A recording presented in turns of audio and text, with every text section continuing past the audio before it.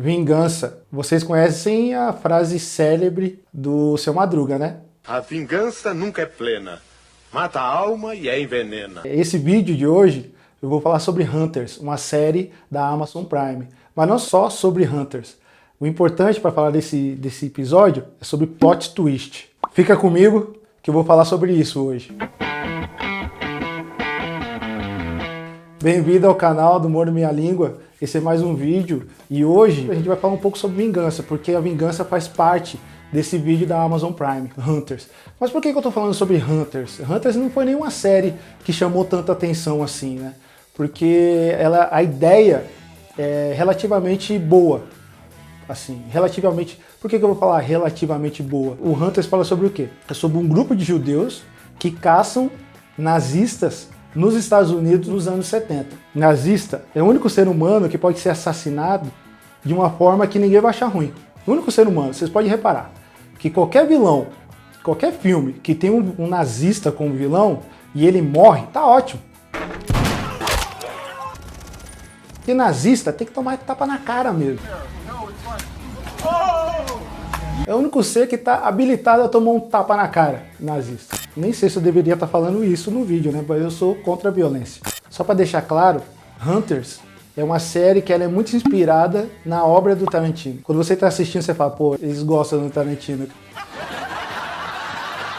O Tarantino, ele em 2009, ele fez um filme chamado Bastardos Inglórios. E nesse filme, Bastardos Inglórios, ele fala sobre vingança, que é um tema recorrente na filmografia do Tarantino. Ele fez isso com Kill Bill, no Bastardos Inglórios, tem isso no Django, mas acho que o grande filme sobre vingança dele é do Kill Bill mesmo. Mas no Bastardos Inglórios, ele colocou o quê? É um grupo de judeus do exército que entra na Europa para exterminar nazista. É esse o propósito do Bastardos Inglórios. E não só do grupo dos bastardos, né? Porque tem a Xoxana também, que ela tem um cinema. Para quem assistiu, acho que para mim esse é um dos melhores filmes do Tarantino.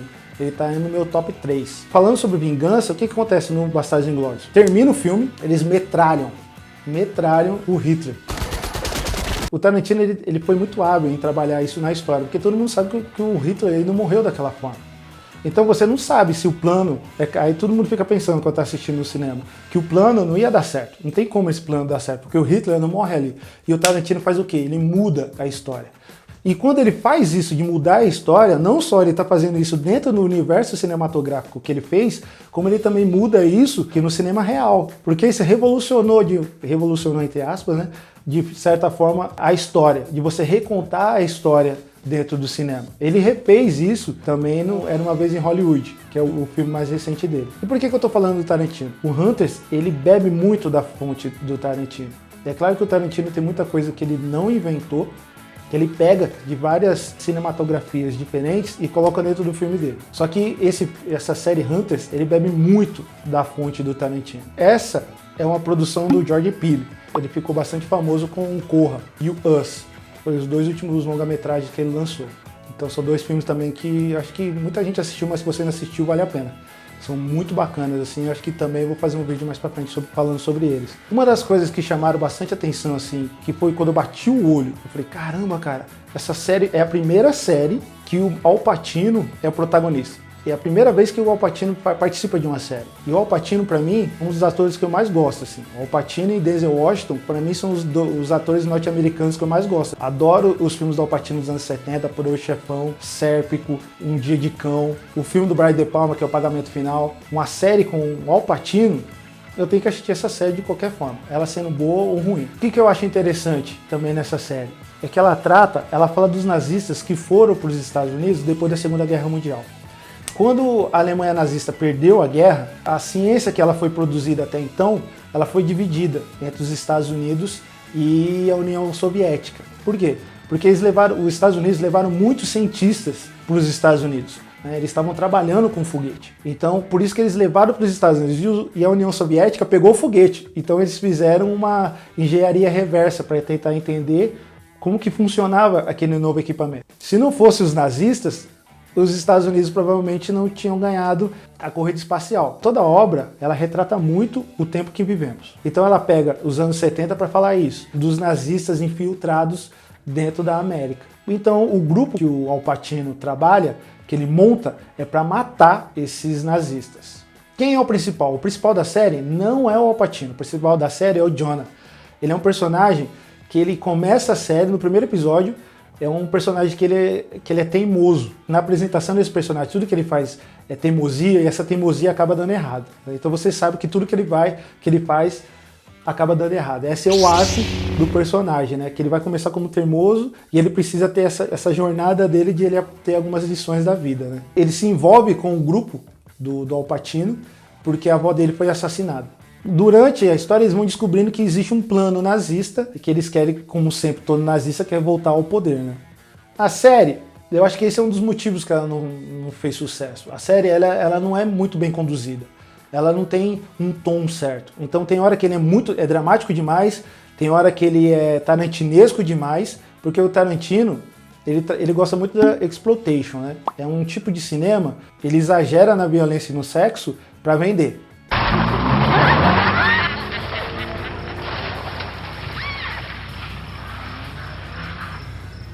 Então a série utiliza dessa estética do exploitation dentro dela. Só que aí ela utiliza em um episódio, ele é mais exploitation, no outro episódio ele é menos, no episódio ele é mais dramático, no outro episódio ele é menos dramático.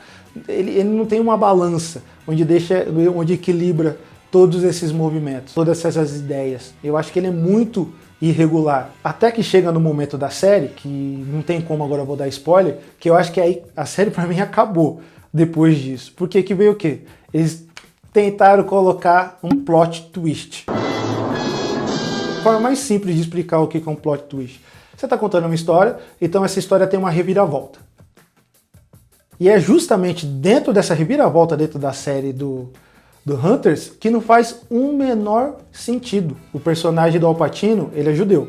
Só que o que acontece? No final da série, no último episódio dessa primeira temporada, você descobre que o Al Pacino, na verdade, era um nazista do campo de concentração que matou o personagem com o nome do Al Pacino, e aí ele tomou a identidade dele, de um judeu. Então ele viveu como judeu o tempo todo, o que pra mim não faz o menor sentido. Como que um nazista vai viver como judeu e caçar nazista?